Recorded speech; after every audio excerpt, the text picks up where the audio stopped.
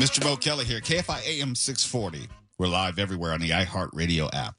It was 17 years ago.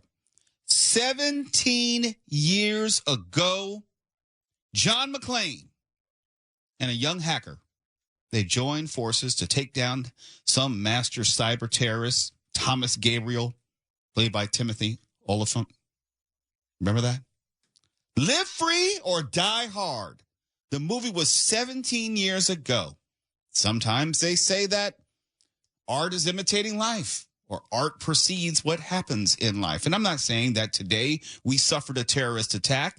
I am saying that if they wanted to do something like that, it doesn't seem it would be too hard. All you need to do is infect every Windows computer and you will shut down the world. And what's worse, yes, I'm talking about the outage today, which had repercussions all around the world.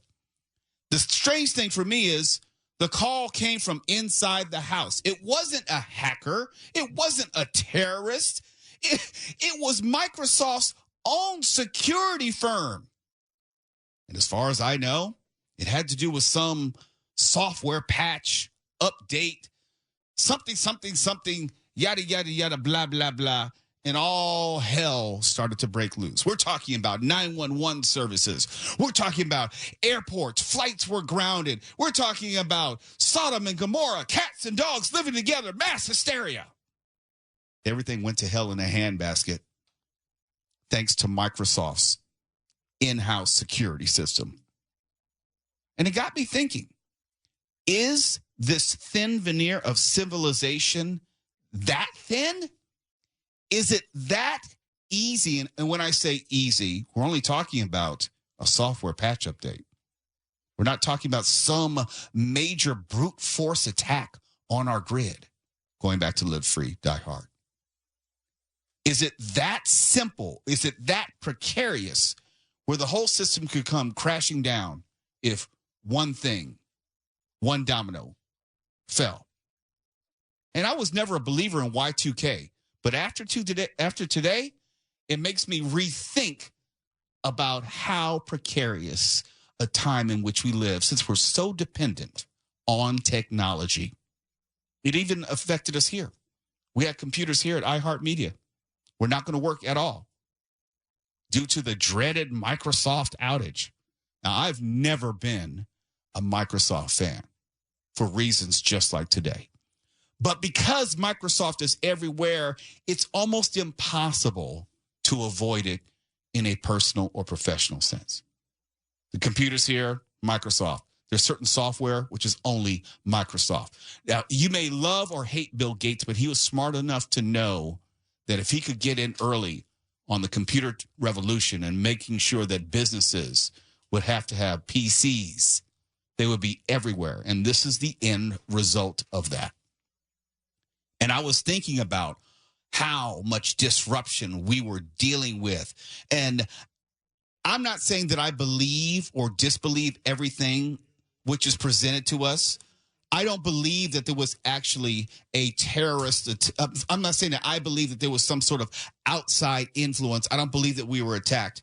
But I don't necessarily believe that we get all the information, especially when you're talking about vulnerabilities. They're not going to tell us everything. They're not going to tell us to what degree that we were exposed. We're not going to be told exactly how much damage was actually done.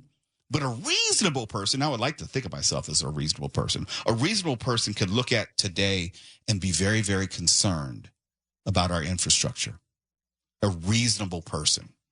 When you look at what has been happening in Texas just because of Hurricane Beryl and how that grid is still having problems. When you think about what happened today with airline travel, not just here, but around the world, we're talking about a global tech outage because one little thing didn't go right. One little thing. And you think, well, what happens if someone had bad intentions? What happens if someone looks at this as not only an opportunity, but something to follow up on? Now, I know the conspiracy theorists will say, oh, we had a dry run today just to see how much havoc they could wreak. Maybe, who knows? But I do know that a lot happened today that nobody was prepared for. A lot happened today that nobody, as of yet, can give an adequate explanation for. If I told you that I bricked my computer because I just turned it on today, you would say, well, it shouldn't happen that way. You'd probably say, Mo, there's something missing from that equation. Mo, there's something else that we must not know for you to just turn on your computer and it brick itself. And you don't know what that means. To brick it means that it's unusable. The nation basically bricked itself. That's my point. The nation came to a standstill in a technological sense, from airports, from 911 to all sorts of services and businesses, because of something supposedly, seemingly minor, but had major implications. Will we get all the information? Probably not. I don't know, because you can't tell exactly the world how you were vulnerable, to what degree you were vulnerable, how much damage was incurred because of that vulnerability. Cybersecurity firm CrowdStrike said that the issue believed to be behind the outage was not a security incident or cyber attack. Oh, that makes me feel better. But here's what really bothered me. They said a fix was on the way. What do you mean on the way? What does that mean? You know, when I tell, you know how a friend tells you, it's like, hey, are you on your way? Yeah. And you know what that means? They're not on their way. If they say, when are you going to get here? 5 minutes, that means 35. Where are you? Just around the corner? No, that means miles and miles away. So when I read that CrowdStrike is saying a fix was on the way, that means it's not exactly on the way. The company said the problem occurred when it deployed a faulty update to computers running Microsoft Windows, which just about means every computer in every company, with the exception of maybe advertising where they use only Macintosh.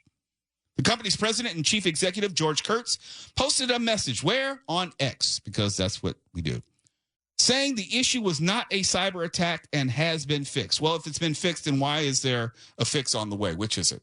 Which is it? Because I look at some of the computers here, Tuala, they're not back to normal, are they? I don't think they are. So that means it has not been fixed. The fix that is on the way has not arrived. It's just around the corner.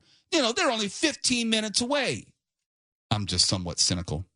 There were reports that airports had been beginning to restart the service, but it was unclear when we would get back to normal. Yes, flights have resumed, but no, we are not back to normal. He also added that the company system was completely shut down, saying the resulting crippling of flight operations was worse than 9/11. Did you hear that? Worse than 9/11.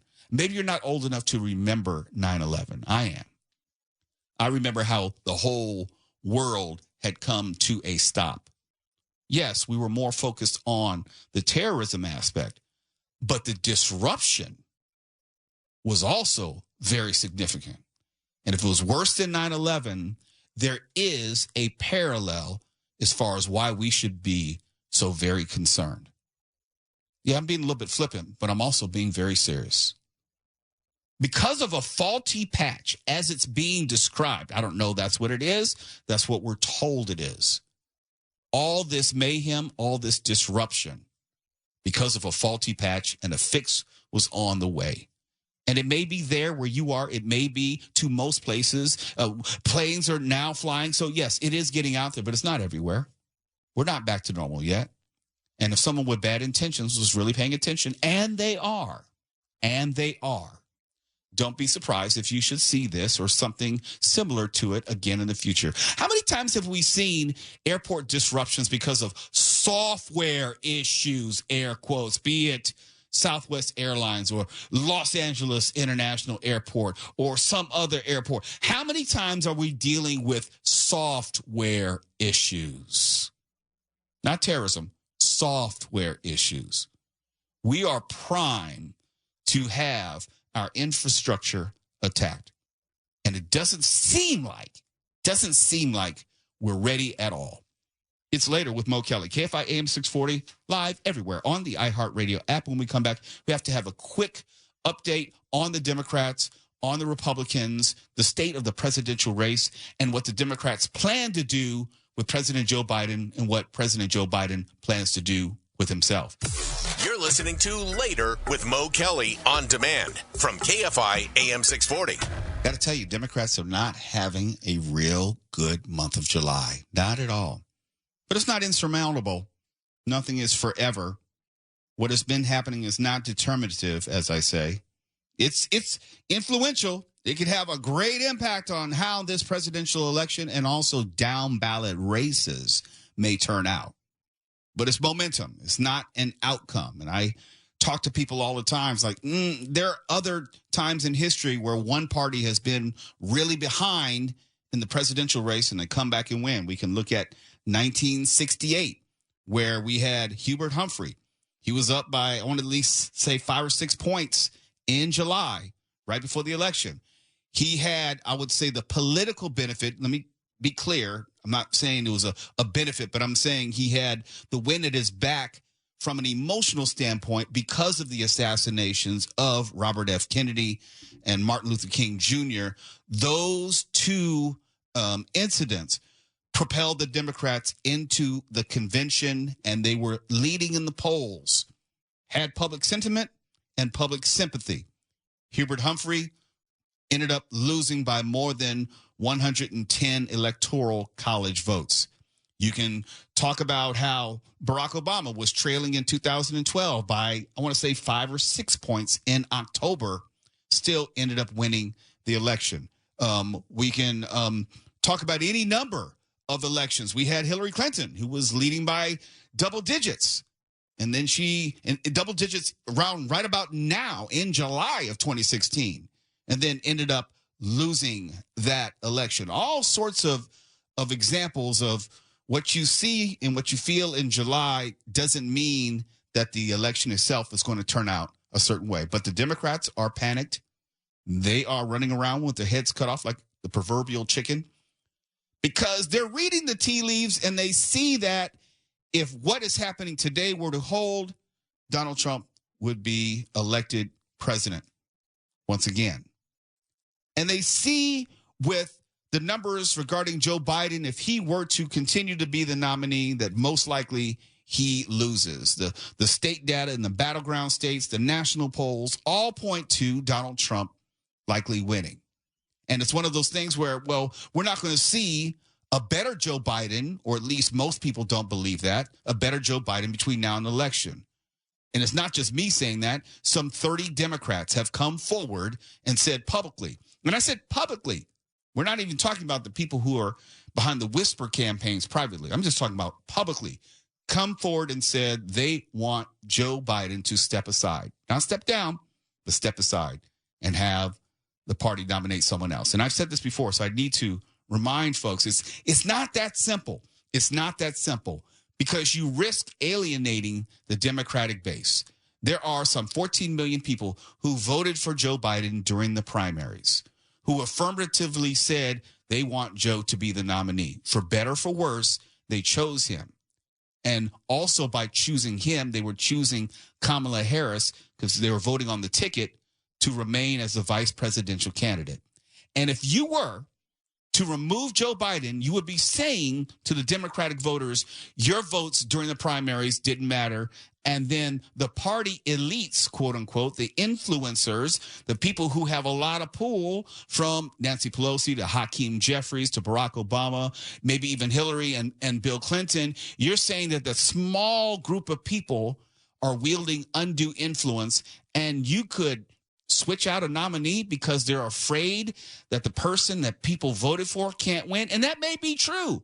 It may be true that Joe Biden can't win at this point. But you can't then say, well, we're just going to disregard the primaries and just choose someone else at the convention. I mean, you could, the party bylaws allow for that. But the consequences of that means that you most likely would piss off the Democratic coalition in such a way where they revolt against the party, or they stay home, or both. There's the question of, do you have someone leapfrog over Kamala Harris? Because remember, she's a sitting vice president. And the understanding is, if the president can't continue for whatever reasons, America had chosen Kamala Harris as vice president to succeed the sitting president. And if you within Democratic circles voted for Joe Biden, Kamala Harris, and you see them leapfrog someone over Kamala Harris, and you don't have her become the nominee, again, all hell breaks loose and the coalition fractures. Or you could look at it another way. If you have Joe Biden step aside and then put his thumb on the scale and say, I want Kamala Harris to succeed me, and she didn't go through the primary process at the top of the ticket, that's going to leave Democratic voters in, as they say, feeling some kind of way. And then there's the money aspect of all this.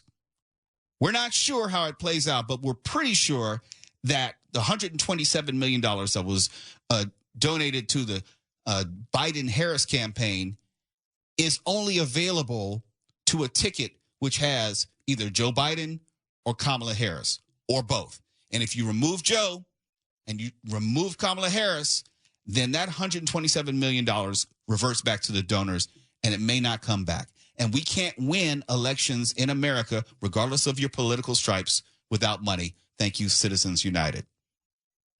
No money, no election. So that's what the Democrats are dealing with.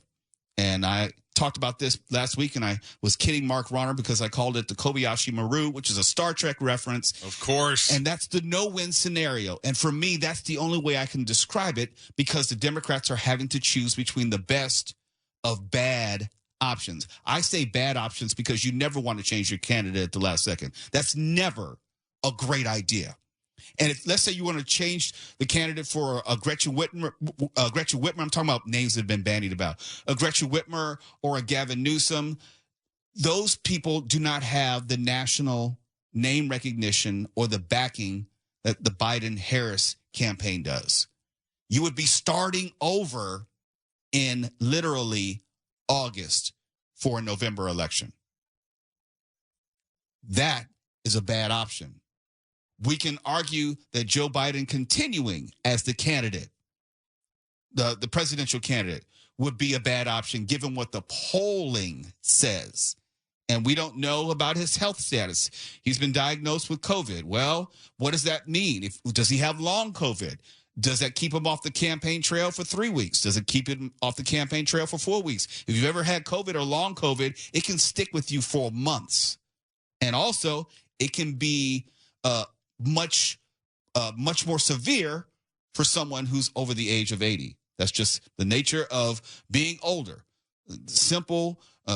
Even a simple cold can do all sorts of damage to an elderly person. These are all options, all of them suboptimal, and the Democrats have to choose the best available option for a situation which it doesn't only impact the president and vice president. We're talking about down ballot races. This could impact whether they have any chance of retaking the House. This could impact whether they lose the Senate. In a worst case scenario, the Democrats could lose the Oval Office, not get back the House, and lose the Senate. And for all the talk about Project 2025 and all the talk about what Donald Trump would do in a second term, well, if the Democrats lose out on everything, they would be completely incapable of mounting any type of defense on any Republican or Donald Trump agenda. These are the things that the Democrats are worried about. They have to concern themselves with. And also, even if Donald Trump, if he were to be reelected and were to put forth some executive action or executive decision that some way find unconstitutional, well, they can run it up the ladder to a Supreme Court, which is going to rubber stamp anything he says. These are the considerations that the Democrats are going to have to make, and I don't know what they're going to do. I heard all the public reports, just like you have, that Joe Biden may step aside this weekend. I don't know that that is going to happen. We can talk about the negative momentum which is being generated against him, where more and more politicians have come out and said he needs to step aside. We could talk about the published reports about how supposedly his family is sitting with Joe right now, trying to decide about how they will move forward and gracefully bow out. I don't know if any of that's true. It may be just wishful thinking. And if you've been around politics long enough, you know that certain things are put in the press to put pressure on someone in the hopes that they'll do something, not a report of what they're actually intending to do. This is all what the Democrats are dealing with this weekend. We'll have some more clarity next week, but don't be surprised if President Joe Biden does not get out of the race for a number of reasons. They're just bad options, and the Democrats are going to have to make a decision. You're listening to Later with Mo Kelly on demand from KFI AM 640. Let's go to the beach. Or maybe we shouldn't go to the beach. You know, we've been detailing how absolutely putrid our beaches have been. And now there is more evidence to quantify just how dirty LA County beaches are specifically. In fact, 2 LA County beaches are among the most polluted in all of California. And that means we need to find out who else is on the list of the most polluted beaches here in California or close to California. Coming in at number 10 of the most polluted beaches as part of Heal the Bay's list. And Heal the Bay monitors more than 600 beaches along the West Coast. Coming in at number 10.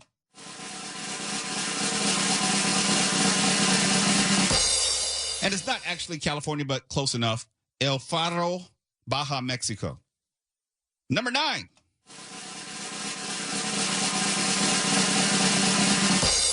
Marina del Rey Mother's Beach, which is in LA County. Yes, of the most polluted beaches along the West Coast, California. Coming in at number 8.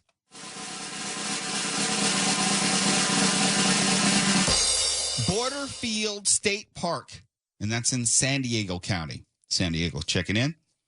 Number 7 of the most polluted beaches here in California.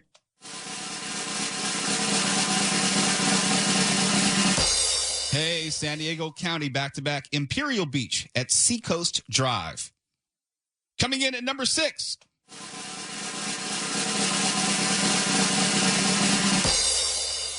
Lakeshore Park in San Mateo County. All right. Number 5.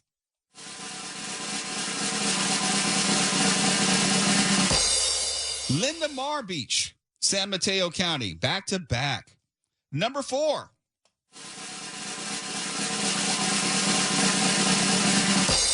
Never heard of this beach, probably pronouncing it wrong. Tijuana Slough, San Diego County. Coming in at number 3 of the most polluted beaches here in California.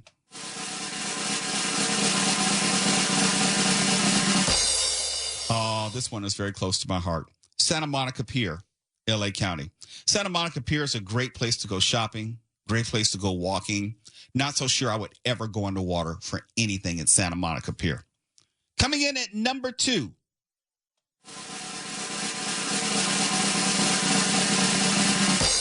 Playa Blanca in Baja, Mexico. White Beach. That's what it means. And coming in at number 1 of the most polluted beaches here in California, just in case you wanted to get into the water this weekend, because as Mark Ronner said, it's going to be hot, hot, hot. And I know you might be thinking about it. Why do I just go ahead and saunter into the water? No, you don't want to do that, especially not at the number 1 most polluted beach here in California.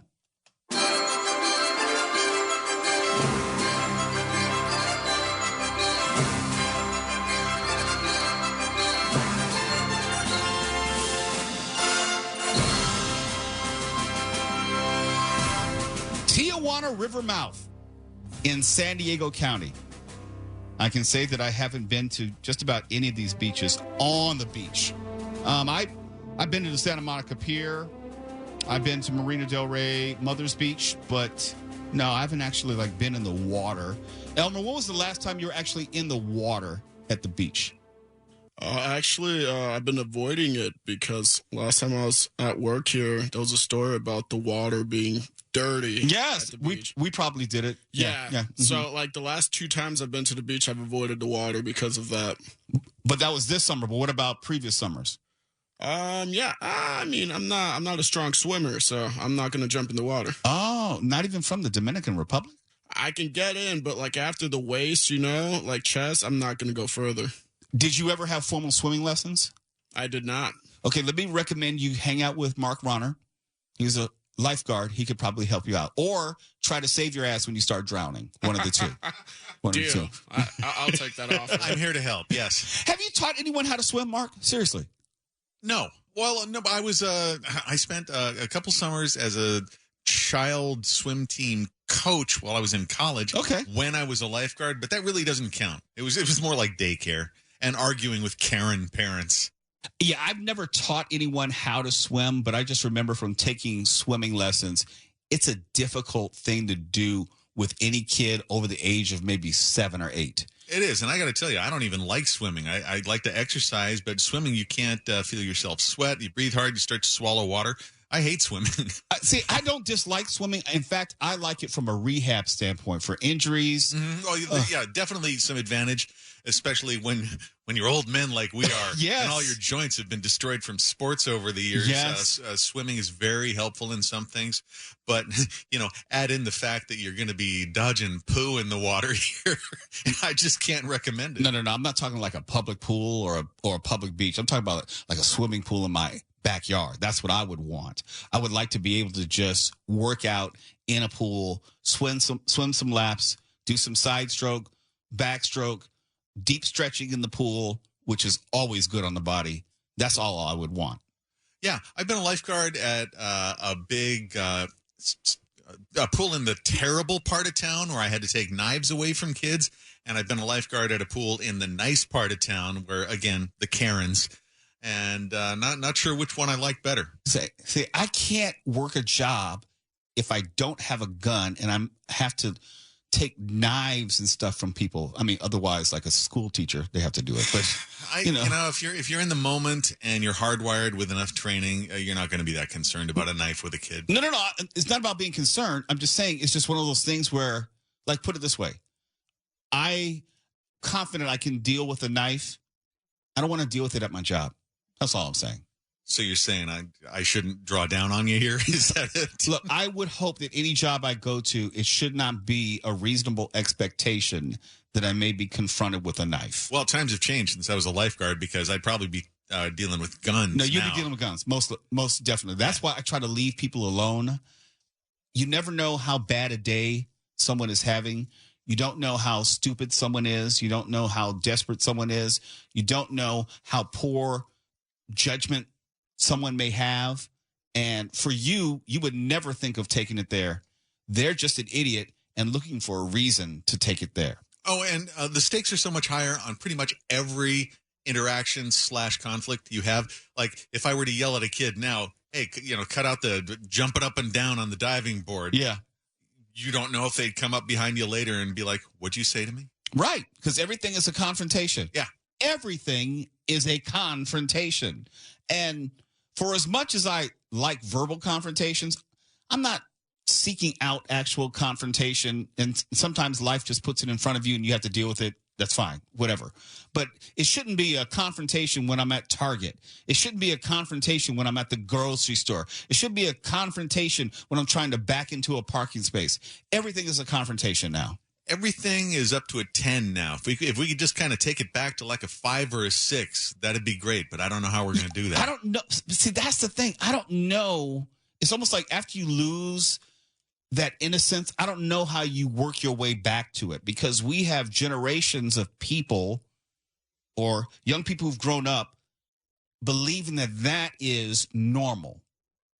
And I don't know how you get away from that. Well, one way is that we have a country that's absolutely flooded in devices that allow people act on their impulses immediately and irrevocably. And if you were to regulate that a little bit more than we have, you wouldn't have to worry about, getting shot when you so much as looked at somebody the wrong way or gave them the finger on the road. I wonder to whom you're referring. So in other words, take everyone's phone away and kill the internet. Just stay indoors. Don't go anywhere. Don't do anything. Just listen to the radio. Kind of like what you do. You stay indoors. You don't go anywhere, and you're on the radio. Yeah, like a hobbit. I just stay in my hole. KFI AM 640. We're live everywhere on the iHeartRadio app. And speaking of the violence that we see in everyday community, let's tell you about a deadly samurai sword attack. Just another day in Southern California. You're listening to Later with Mo Kelly on demand from KFI AM 640. not making light of this. I think it highlights the degree of violence here in California, Southern California. But when I look at the headline and it says that a domestic dispute in Southern California ends in deadly samurai sword attack, I just kind of nod my head and say, yeah, that pretty much makes sense. This does look like some sort of an argument between three female family members, but at this point, what caused it to turn violent suddenly, we don't know. But the fact that the two survivors only speak Mandarin Chinese is slowing the investigation. A woman walks along Huntington Avenue here in San Dimas with a sword in her hand. Her legs appear to be cut, a trail of blood behind her on the sidewalk. Sheriff's deputies then, responding to what they think is a rescue call, roll up on the woman near a rental van in the street and tell her to drop the sword. That female then directs them to a residence on the street where the deputies find an additional female suffering also from lacerations, who was later pronounced dead at the scene. And as they continued through the residence, an additional female was found in the residence, unharmed, who was also transferred to a local hospital due to a medical emergency. We understand that that may have been a heart attack, but what prompted this deadly struggle between at least two of what police are describing as Chinese women is unknown. Preliminary investigation suggests there may be a family relation, but again, because of the language barrier, we have not confirmed that. A little bit uneasy because I don't know what's going on. Local residents who were kept from returning to their homes near the crime scene are understandably shaken. Shocked, surprised. So yes, it doesn't happen in this neighborhood. I mean, you see it in the news and other places, but just shocked it happened so close. Yeah. No one else was wounded by the sword, and detectives say there is no further threat to this local community. Okay, you often hear that, shocked. I can't believe that this happened in this neighborhood. It's a quite nice, quiet neighborhood, yada, yada, yada, blah, blah, blah. Until it's not? My thing that stood out to me is never in any community has there been a samurai sword attack. That's not something that happens anywhere. When you say, I can't believe that happened in my community. Like, it happened somewhere else. I know. I expect this to happen in South Central. Like they just walk around with samurai swords all in the hood. What is being said here? Look, when you want to deliver a personal message, then you would use a samurai sword. That's real personal. That's the only thing that makes sense to me. You have a samurai sword and there's family involved.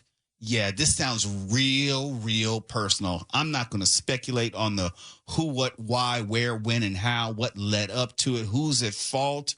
But look, if you're reaching for a samurai sword, there's anger behind that. Yeah. It's not like a weapon of opportunity. You went for that. That's like the family sword. Yeah. Like it's in the house, it's prominently displayed. It's probably up on the mantle. Yeah. You didn't go for a kitchen knife. You didn't go for a steak knife. Right. You went for a samurai sword because you're trying to maim and disfigure, which is real personal in nature. Or at least that's the way I anticipate it. That's the only way I can read it. Yeah, because look, if I wanted to hurt someone in that way, it's almost like when we get the story, I know there's going to have to be somebody's man is in that. Some relationship, someone cheated on somebody with a family member. It has to be something that's real personal. See, I took it as maybe fighting over inheritance and someone went to go get grandfather's sword and I'll show you. Oh, you think it's money? Oh, I think it's a relationship.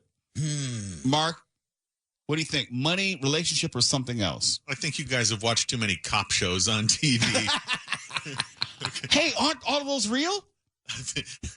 My late friend Andrew Vax, the crime writer, used to refer to Law and Order SVU as a sitcom. No, they're not real. Okay. I thought they were based on things ripped from the headlines. They changed the names of the people. But this is real. The samurai sword is real. The violence was real. It is, but I think it's turned a lot of home viewers with no credentials or expertise into armchair Poirots, don't you? No. Oh, it was a knife, so this means it was something personal because you have to be up close to the person. You have to make eye contact. Yes. Well, that's what you do with the bladed weapon. You can't kill with the samurai sword from across the room. They didn't throw it. Yeah, we don't know. I'd like to find out more about it, but as far as I'm concerned, it's a Michonne in The Walking Dead thing. Oh, but we're making fun of it. Oh, it's us. You. It's us who's watching too much Law and Order SVU as opposed to you in The Walking Dead. That's exactly right. If you stick to the zombie shows, that'll answer all your questions. Got it. KFI AM 640. We're live everywhere on the iHeartRadio app. It's hard to keep track of everything that's going on. Luckily, that's a little hobby of ours. KFI. And KOST HD2. Los Angeles, Orange County. Live everywhere.